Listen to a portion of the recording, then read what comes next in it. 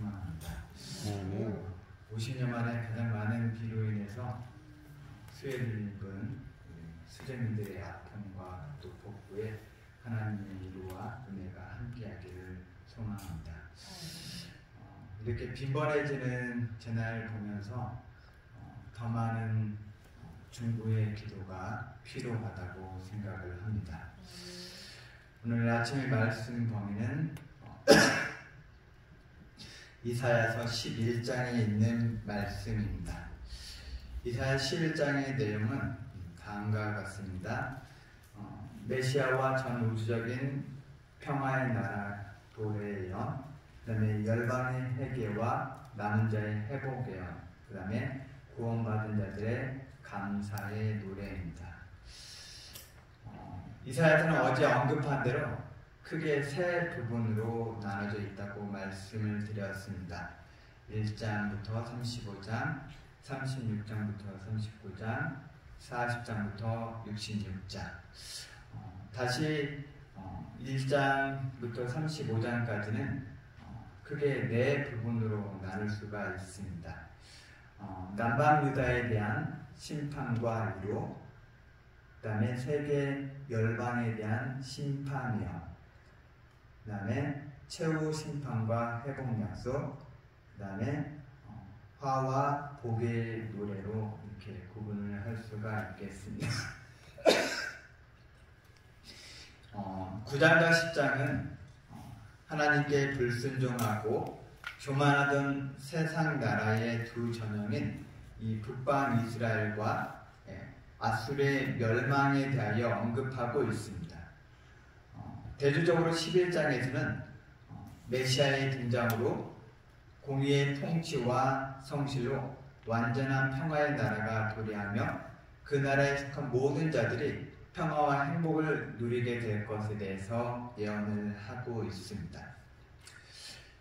11장 1절은 메시아가 다윗의 후손으로 오시는 것과 2절에서는 메시아가 어떤 분이시며, 그 다음에 3절과 4절에서는 메시아가 오셔서 이 세상에 어떤 행정을 펼칠 것인지에 대해서 예언을 하고 있습니다. 특별히 이 3, 4절의 말씀은 오늘날처럼 불공정과 그 다음에 부조리의 온상인 세상에 오아시스와 같은 말씀인 것입니다. 우리 3절, 4절 말씀을 함께 읽도록 하겠습니다. 시작. 그가 여호와를 경외함으로 즐거움을 삼을 것이며 그의 눈에 보이는 대로 심판하지 아니하며 그의 귀에 들리는 대로 판단하지 아니하며 공의로 가난한 자를 심판하며 정직으로 세상의 약자들을 판단할 것이며 그의 입의 막대기로 세상을 치며 그의 입술의 기운으로 악인을 죽일 것이며. 매일같이 쏟아져 나오는 뉴스에는 기쁘고 아름다운 소식보다는 이 사회의 각종 부조리와 불공정, 공의롭지 못한 소식들로 가득 차 있습니다. 정치가들의 말은 정의와 공의를 부르짖고 있지만 실상은 그렇지 않은 현실을 볼 때마다 제발 좀 제대로 된 사회가, 국가가 없을까 하는 생각이 들 때가 참으로 많이 있습니다. 지난주 19일에 이런 뉴스가 보도가 되었습니다. 영덕호 납북 귀한 어부와 가족들의 54년 한 풀어질까. 동해안이나 이 서해안에서 조업 중에 북한에 끌려갔다가 돌아온 어부들이 있습니다. 이들을 납북 귀한 어부라고 하는데요. 고향에 돌아온 이후 상당수가 모진 폭행을 당하고 간천 누명을 받은 채 살아야만 했었습니다. 이 영덕고 선원 가족 등에 따르면 이 강원도 고성에서 명태잡이를 하던 어선 영덕구는 1968년 11월 8일에 납북되었다가 1969년 5월 28일 날 다시금 귀환을 하게 되었습니다. 그런데 이 귀환 후에 이들을 대한민국에서 환영하기보다는 오히려 방공법 및 수산화법 위반으로 처벌했습니다. 불법 구금하고 폭행, 가혹행위가 또 이어졌습니다. 북한에서 받은 지령이 뭐냐고 계속해서 이 사람들을 데려다가 고문을 했습니다. 결국 간첩이라는 낙인이 찍혀서 사회에서 정말 힘들게 이분들이 살아갈 수밖에 없었습니다. 사건이 발생한 지 54년이 지나서 이 진실화해위원회가 처음으로 이 남북 기한 어부 사건을 직권으로 조사를 했고 재심이 이루어질 예정입니다. 이 선량한 국민들을 국가가 정치적인 목적을 가지고 간첩으로 몰아 모진 고문으로 허위 자백을 받아내면서 오랜 시간 고통 가운데서 살 수밖에 없도록 만들었습니다. 단순히 북에 다녀온 선원들만의 문제가 아니라 선원의 자녀들과 친척들까지도 나중에 취업 제한을 받았고요. 특정 학교에 입학을 하지 못하게 했었고 또 자격증을 취득하지 못하도록 불허를 했다는 것입니다. 정말 이 당사자와 가족들이 당한 고통과 한은 다 말로 표현할 수 없는 것입니다. 그런데 문제는 이런 억울한 사건이 한두 건이 아니라는 것입니다. 기사화되어 이렇게 재심까지 가는 사건보다 그냥 평생 수면 아래 묻혀 역사의 심판을 제대로 받지 못하는 사건, 사고들이 굉장히 많이 있다는 것입니다. 이런 고통의 시간을 보낸 사람들은 무죄로 인정받기를 얼마나 소원하며 지나온 시간들을 보냈었겠습니까? 이들에게 꿈에도 소원은 진실이 밝혀져서 무죄 판정을 받는 것입니다. 이 모든 것들이 다행히 명백하게 밝혀져 무죄 판정을 받았습니다. 아울러 또 국가가 이들에게 피해 보상을 해야 한다고 판정까지 받아서 피해 보상을 받는다 할지라도 이 당사자와 가족들이 그동안 흘린 눈물과 고통은 이 근접적으로 다 해결될 수 없는 것입니다. 그 수많은 시간 동안 그 고통받았던 한과 아픔이 돈 몇 푼 받았다고 해결이 되겠습니까? 선지자는 단순히 그래서 오늘 말씀에 이렇게 말씀하고 있습니다. 메시아가 오셔서 통치하는 세상은 눈에 보이는 외적인 현상만 가지고 판단하거나 소문으로만 판단하지 않겠다고 했습니다. 경제적 약자들의 아픔을 공의로 판단하고 힘없고 빼없는 자들을 정직하게 판단한다고 했습니다. 이 납북됐다 돌아온 당사자들을 포함해 억울하게 세상의 법의 판단을 받은 사람들이 얼마나 이 세상, 이런 세상을 기다리고 있겠습니까?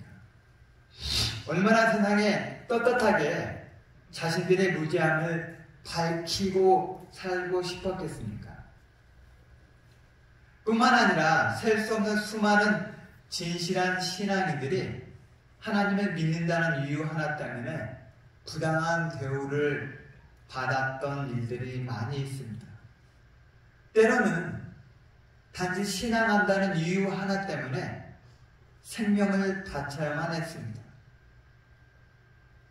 초대교회 1세기부터 3세기까지는 수많은 신앙인들이 신앙한다는 이유 하나만으로 맹수들의 밥이 되기도 하고 또 하영주에 매달려 순교를 당해야만 했던 것입니다.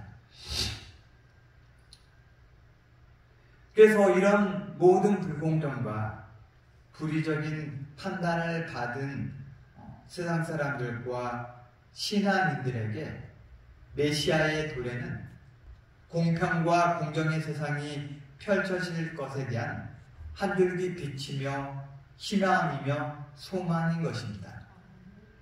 주님으로 인하여 반드시 이런 나라가 건설될 것입니다.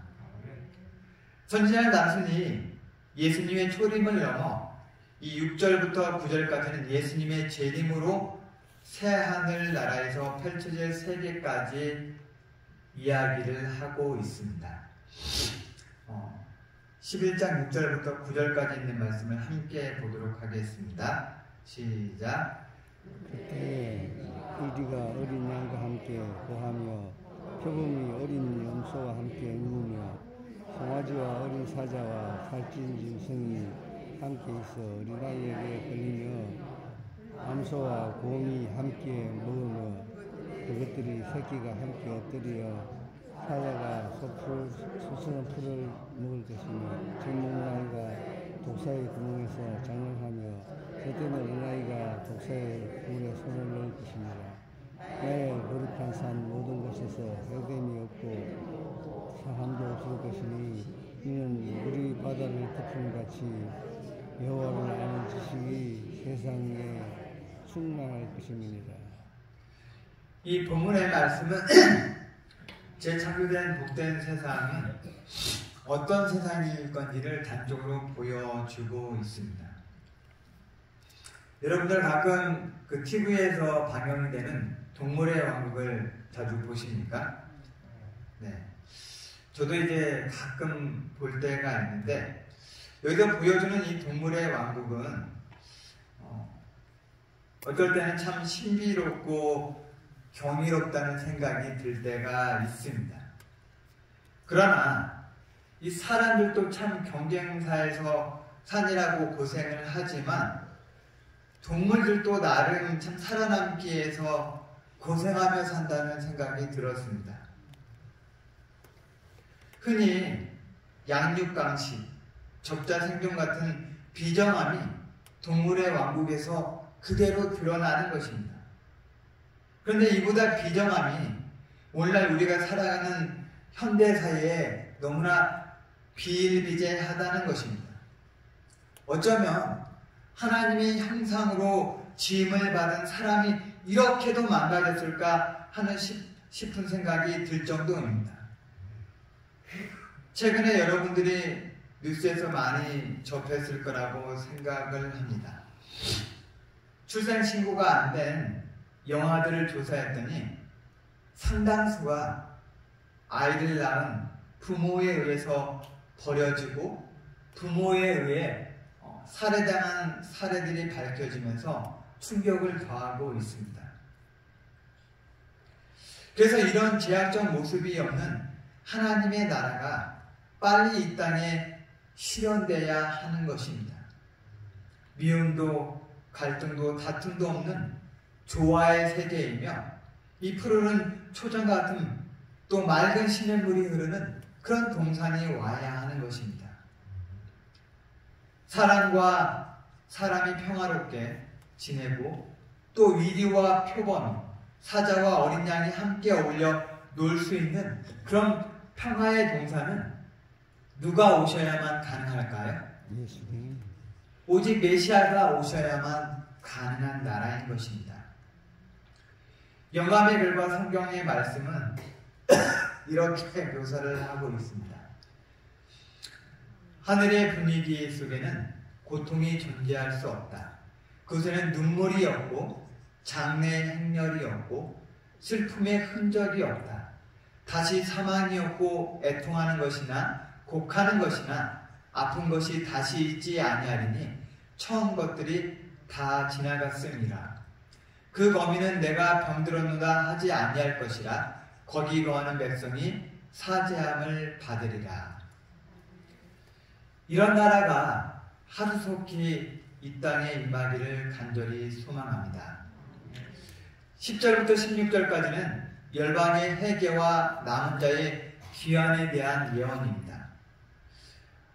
함께 읽도록 하겠습니다. 여호와께서 열방을 향하여 기호를 세우시고 이스라엘의 쫓긴 자를 모으시며 땅 사방에 유다의 이산한 자를 모으시리니 에브라임의 투기는 없어지고 유다를 괴롭게 하던 자는 끊어지며 에브라임은 투기하지 아니하며 유다는 에브라임을 괴롭게 하지 아니할 것이요 그들이 서로의 블레셋 사람의 어깨를 날아안고 함께 동방 백성을 노력하며 에돔과 모압의 손을 대며 암몬 자손을 자기에게 복종시키리라. 여호와께서 애굽 해골을 말리우시고 손을 유브라데 하수 위에 흔들어 뜨거운 바람을 일으켜서 그 하수를 쳐서 7갈래로 나눠 신치고 건너가게 하실 것이라. 그의 남아있는 백성을 위하여 아수르에서부터 돌아오는 대로가 있게 하시되 이스라엘이 애굽 땅에서 나오던 날과 같게 하시리라. 이 본문의 말씀은 메시아 왕국이 열방에 나오며 세계 만방에 흩어져 있던 북방 이스라엘과 남방 유다의 남은 자들이 그 왕국으로 돌아올 것에 대해서 예언을 하고 있습니다. 그리고 또 서로 적대 관계가 있었던 북방 이스라엘과 남방 유다가 화해하고 평화를 이루게 될 것과 모든 대적들을 그 발 아래 복종시키게 될 것도 예언을 하고 있습니다.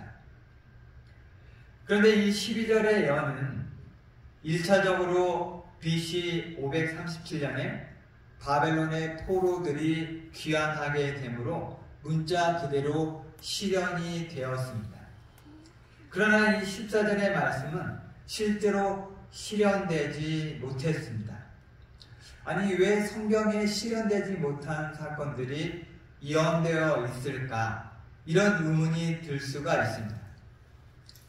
하나님께서는 이스라엘 백성들이 이 포로에서 돌아온 다음에 의도하셨던 교훈과 그 다음에 그들이 한 국가로서 하나님의 영광스러운 목적에 도달하도록 계획을 하셨습니다. 마치 솔로몬 시대에 이스라엘의 북왕을 통해서 스바 여왕이 찾아와서 하나님의 말씀을 듣고 돌아갔던 것처럼 이런 나라가 실현되기를 하나님께서는 계획을 하고 계셨습니다. 그러나 이스라엘 백성들의 부족함으로 인하여 실제적으로 그런 일들은 일어나지 못했던 것입니다. 결국 이스라엘 백성들의 중심으로 해서 주변의 열방에, 주변의 수많은 나라에 복음을 전파하는 일들은 실패하게 되었던 것입니다. 결국 이러한 목적은 영적 이스라엘, 곧 교회를 통해서 성취될 것입니다. 따라서 오늘날에도 준비된 신앙인들을 통해 이 세상의 중요한 요직이나 영향력 있는 인물이 되어 하나님의 나라를 확장하는 일들이 가능하도록 해주시는 것입니다. 결국 과거 이스라엘 민족이든 오늘날의 신앙인든 간에 하나님의 말씀과 하나님의 영광을 위하여 사는 삶은 하나님의 큰 도구로 쓰임받게 되는 것입니다. 하나님께서는 결코 하나님의 백성들이 찌질하게 사는 것을 원치 않는다는 것입니다. 하나님의 백성들이 하나님의 영광을 위해서 살게 될 때 이 세상에서도 얼마든지 자연스럽게 높임을 받으면서 살아가게 된다는 것입니다. 우리의 관심과 살아가는 이유가 복음 전파임을 늘 기억하게 될 때 또 자연스럽게 이 세상에서 또 수많은 사람들에게 존경받으며 살아가는 신앙이 되기를 간절히 소망합니다. 오늘 11장을 통해서 이런 교훈을 얻을 수가 있겠습니다. 첫 번째, 메시아가 오셔서 다스리는 나라에는 불공정이나 불합리, 억울함이 없는 세상입니다. 두 번째, 예수님의 재림으로 이루어질 나라는 양육강식이나 적자 생존 같은 사단이 주장하는 철학은 찾아볼 수 없는 곳입니다. 모두가 평화롭게 공존할 수 있는 나라입니다. 세 번째, 이스라엘의 포로 귀환은 역사적으로 이루어졌지만 이스라엘 민족 중심의 복음 전파의 사명은 이스라엘 민족의 부족함으로 이루어지지 못했습니다. 과거 이스라엘 민족이 이루지 못한 사명을 교회가 신앙인들에 대신하여 그 사명을 수행해야 합니다.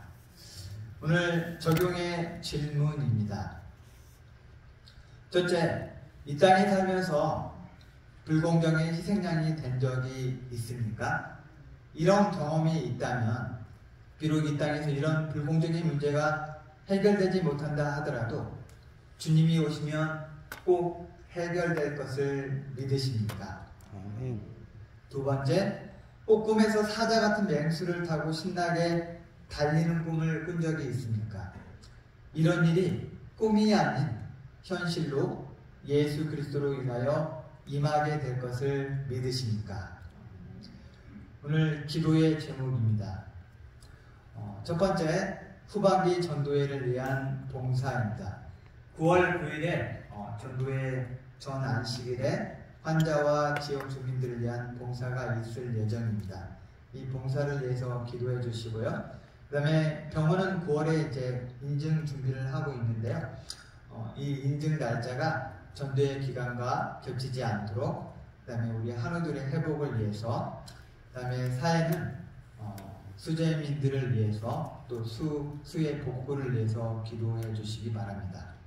그 다음에 개인은 후반기 전도회에 초청해야 될 대상들을 위해서 기도해 주시면 감사하겠습니다. 직원은 우리 안전관리부서에서 일하시는 고강석 장로님, 부서는 임상검사부, 병실은 212호가 되겠습니다. 제가 기도하고 이 기도 제목들을 가지고 기도하는 시간을 갖도록 하겠습니다. 기도하시겠습니다. 사랑의 주님, 불의와 불공정이 판을 치는 세상에 하루라도 속히 주님의 나라가 임하기를 원합니다. 아멘. 주님 오셔서 각 사람의 마음속에 맺힌 한들을 풀어주시고 죄로 인한 불행의 요소들이 없는 나라에서 살도록 은혜 베풀어 주시옵소서. 아멘. 오늘 하루도 우리의 삶을 주님께 맡깁니다. 주님 인도하여 주시고 붙들어 주시옵소서. 우리의 인도자 되시는 예수님 이름으로 간절히 기도드립니다. 아멘.